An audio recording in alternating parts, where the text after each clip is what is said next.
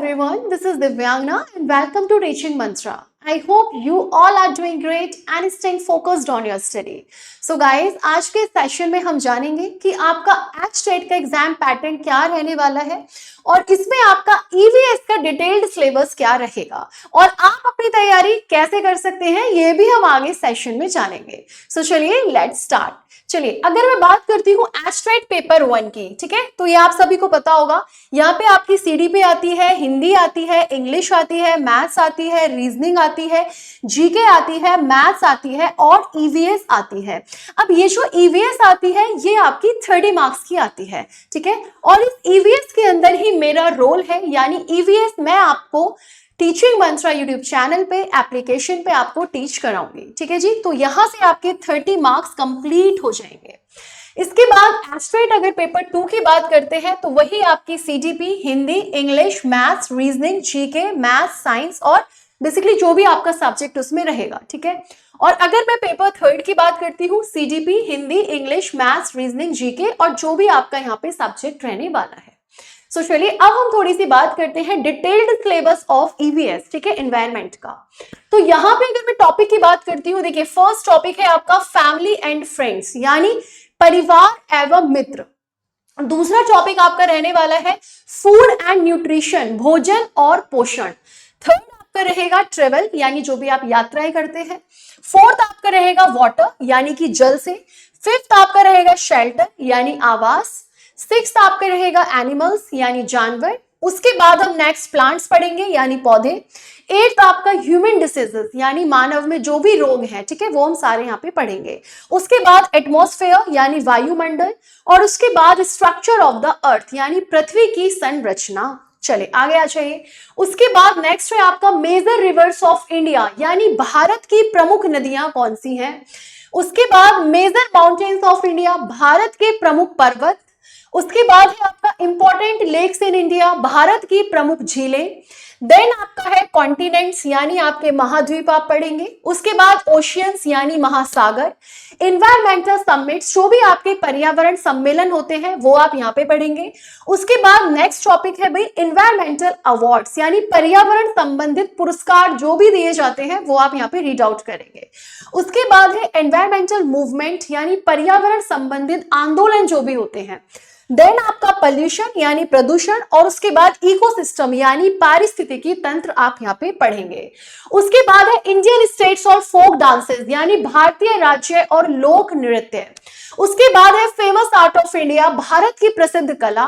Then sources of energy, यानी ऊर्जा के स्रोत क्या होते हैं।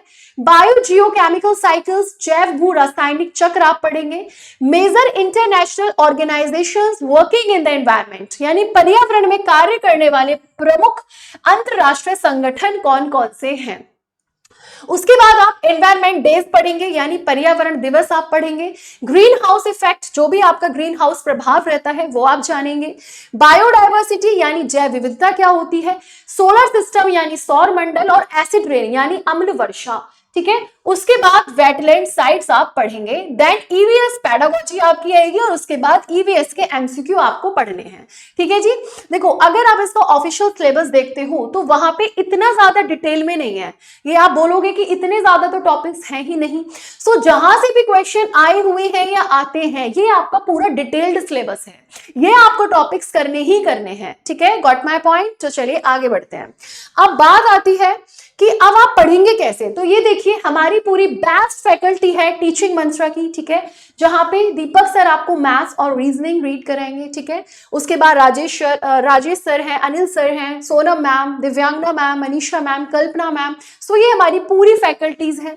उसके बाद नेक्स्ट आता है हमारे कुछ बैचेस हैं, ये आपके कॉमन बैचेस रहेंगे और ये आपके बैचेस स्टार्ट हो चुके हैं। अगर आप चाहें तो सेल्फ स्टडी कर सकते हैं और अगर आपको सेल्फ स्टडी नहीं करना है या फिर आपको कहीं से भी ऑनलाइन पढ़ना है, ठीक है, किसी पे कोई भी जोर जबरदस्ती नहीं है, ये आपकी खुद की स्वेच्छा है। तो अगर आप चाहें तो भाई खुद को कॉमन बैचेस में भी एनरोल करा सकते हैं। यहाँ पे आपको कुछ भी एक्स्ट्रा नहीं पढ़ना है, जो भी टीचर्स आपको पढ़ाएंगे वही आपको पीवाईक्यू कराएंगे, वही आपको सारा सिलेबस कराएंगे, आपको प्रैक्टिस कराएंगे, तो यहाँ से भी आपकी तैयारी हो सकती है। सो अगर आप एचटेट पीआरटी में आप खुद को एनरोल करते हो सभी सब्जेक्ट्स का, दैट इज 899 आपकी फी रहेगी। इसी तरीके से आपका कॉमन बैच रहेगा 799 में, और ये आपका जनरल पार्ट के लिए रहेगा 799 में। चलिए आगे बढ़ते हैं। ये आपका टीजीटी सब्जेक्ट्स के लिए है। अगर आप मैथ्स और रीजनिंग दैट इज 599, अगर आप एसएसटी सब्जेक्ट में खुद को एनरोल करते हैं सो दैट इज 499, और अगर साइंस में करते हैं सो दैट इज 499। ठीक है जी, आगे बढ़ते हैं।